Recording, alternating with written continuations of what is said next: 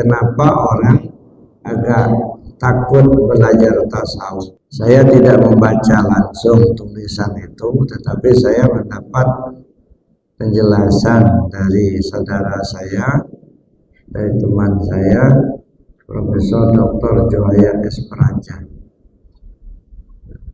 di mana beliau bercerita dengan saya waktu itu.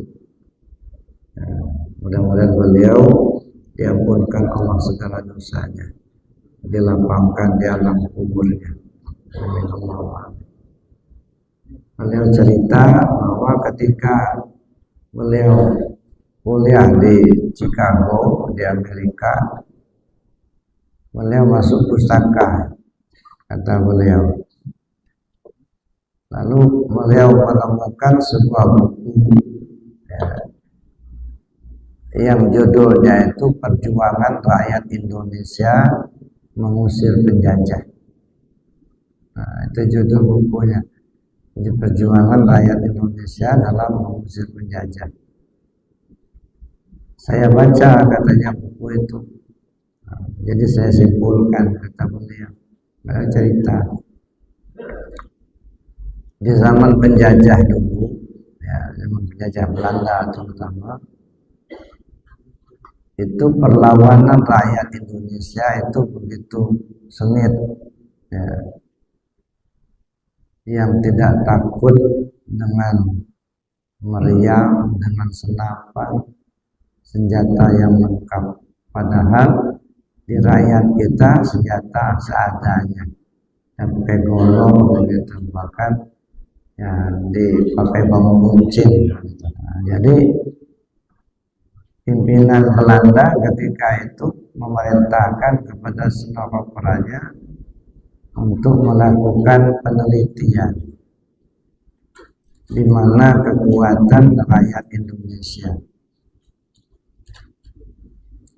Lalu dilaksanakanlah penelitian itu. Setelah dilaksanakan penelitian, timbul kesimpulan.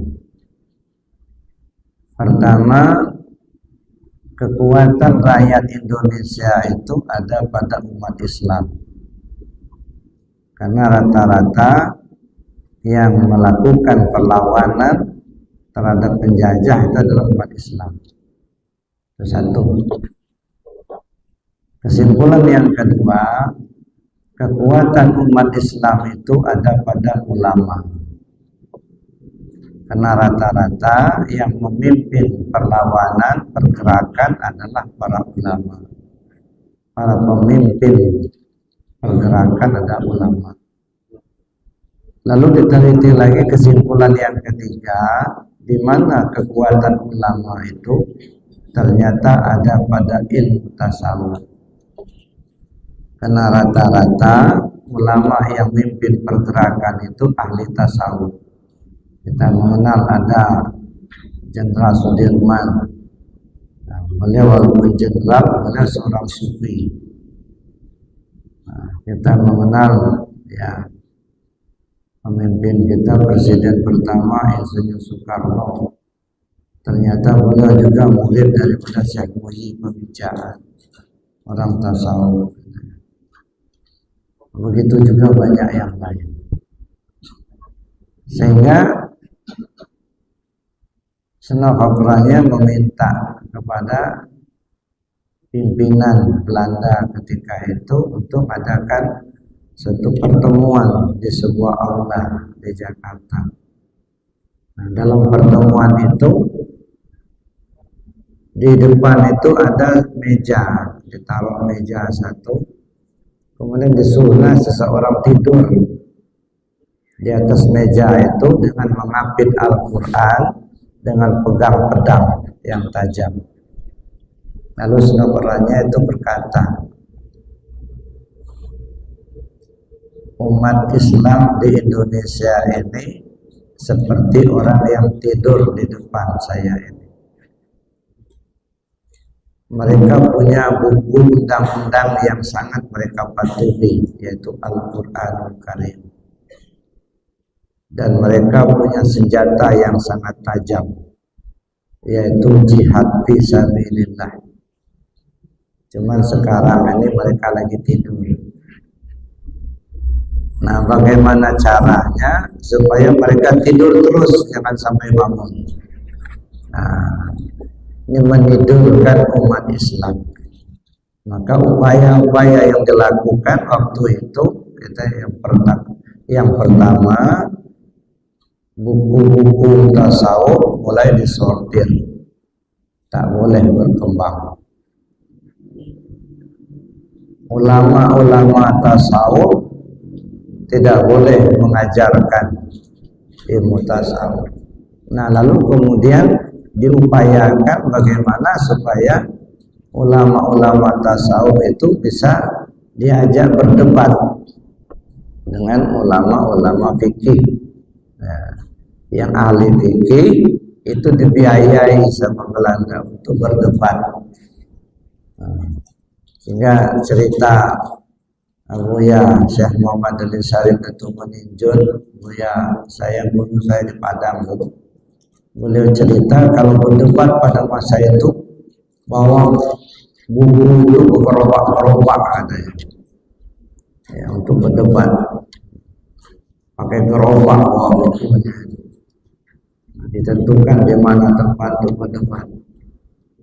Dan disepakati siapa yang kalah dipancung, dibunuh, dan dibiayai oleh Belanda ketika itu. Nah, hasil dari itu maka menjadi korbanlah beberapa orang ulama kita. Hamzah Pansuri di Aceh itu korban.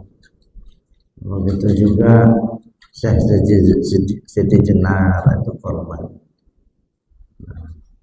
Nah, sehingga rakyat merasa takut mau belajar tasawuf. Umat takut mempelajarinya, takut tersesat, takut bid'ah. Sementara ulama juga takut mau mengajarkan, karena kalau kedapatan bisa ditangkap orang Belanda masa itu. Ya, penguasa pada masa itu orang Belanda takut betul kalau tasawuf itu berkembang, karena pada dasarnya inti dari ajaran Islam itu ada pada tasawuf. Itu inti ajaran Islam. Kalau sudah masuk ke ranah tasawuf, dimulai satu ayat, inna awliya Allah la khawfun alaihim wa la hum yahzanun. Para awliya Allah itu tak sedikit pun rasa takut, tak ada gelisah buat mereka. Nah, ini maka itu yang ditakut. Nah, inilah kemudian ya kita warisi ya sampai saat ini ya, di pihak rakyat, di pihak umat takut mau belajar tasawuf karena yang ditakut itu dua, bid'ah sama gila. Itu terus yang digembak-gemborkan.